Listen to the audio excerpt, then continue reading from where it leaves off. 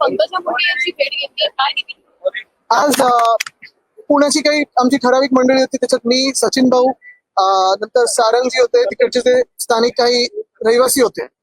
महत्वाची गोष्ट हीच आहे, पुण्यात 3 प्रकल्प साधारण त्या पट्ट्यात चालू आहेत. एक म्हणजे रिव्हरफ्रंट डेव्हलपमेंट, ज्याला मी रिव्हरफ्रंट डिस्ट्रक्शन बोलतो. जगात कुठचीही नदीवर काम करत असताना नदीचं रुंदीकरण केलं जातं आणि खोलीकरण केलं जातं. कदाचित एकमेव उदाहरण असं असेल जे पुणे महानगरपालिका असेल, राज्य सरकार असेल, ते करतंय जगात, की मुळा मोठा की अरुंद करतात, राडा रोडा टाकून म्हणजे डेब्री टाकून नदीचं पात्र छोटं करतात, कमी करतात. आणि मग हे झाल्यानंतर आपण पाहतोय, मागच्या वर्षी असेल किंवा मागच्या वर्षी असेल, पुण्यात पूर येऊन गेले. तसंच या वर्षी पण येणार. आता हे सगळं काम पूर्ण झाल्यानंतर प्रत्येक वर्षी पूर येईल. तर पंकजाताईंना मी, मंत्री महोदयांना विनंती केलेली आहे की आपण स्वतः लक्ष घालावं. मी जेव्हा लक्ष घातलं होतं, आम्हाला दिसलं होतं की रेड लाईन, ब्लू लाईन या सगळ्या ह्या कामासाठी बदलल्या गेल्या होत्या, खोट्या दाखवल्या होत्या.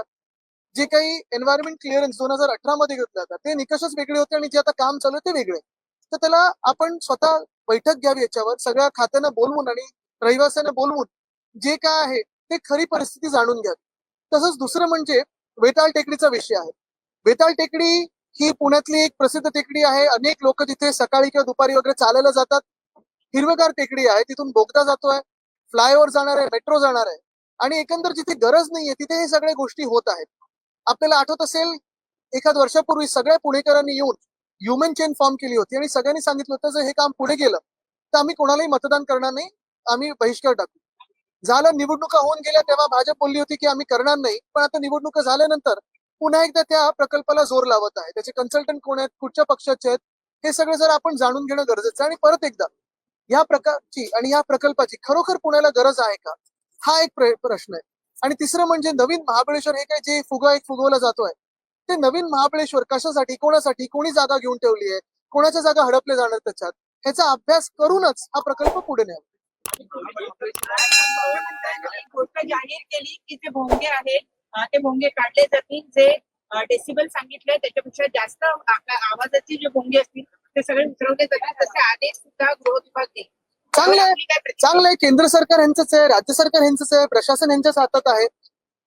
तर त्यांनी प्रशासनाचं काम करावं, जे हायकोर्टची ऑर्डर त्याचं पालन व्हावं. एकनाथ शिंदे हे वारंवार बैठका घेत आहेत. 100 दिवसांच्या आराखड्यामध्ये देखील त्यांचा तो विषय होता. लवकरात लवकर कसं घेतलंय? हो बघा, मी त्यांचं जे एकदम लगेच सत्ता गेल्या 5 वर्षात सापडलेलं गाव आहे त्याच्यात जाणार नाही. ते गाव जे वाढतंय त्याच्यात जाणार नाही. घराचं ते क्षेत्र आहे त्याच्यात जाणार नाही. गावाकडे रस्ते नाहीत पण 2 हेलिपॅड आहेत त्याच्यात जाणार नाही. त्यांचे काही त्याच्यात हेतू आहेत का मला माहित नाही. माझी इच्छा आहे की चांगलं हिल स्टेशन व्हावं, पण लगेच नवीन महाबळेश्वर, नवीन हे ते करण्याच्या ऐवजी तिथे काय, तिकडे स्थानिक जे आमचे आदिवासी बांधव आहेत त्यांचं काही कोणी ऐकलंय का? सगळा जो डीपी होता किंवा सजेशन ऑब्जेक्शन होते ते तर इंग्लिश मध्ये छापले होते. कोणी त्यांना जाऊन लोकली विचारलंय का? जे डीपी छापले होते त्याच्यात जी खरी परिस्थिती आहे ते दाखवलंय का? ते काही न दाखवता कोणीतरी जागा घेतल्यात, त्याच्यावर तर शासनाने ते जागा घ्यावा पुढे पैसे देऊन. हाच प्रस्ताव असेल तर आम्ही विरोध करू.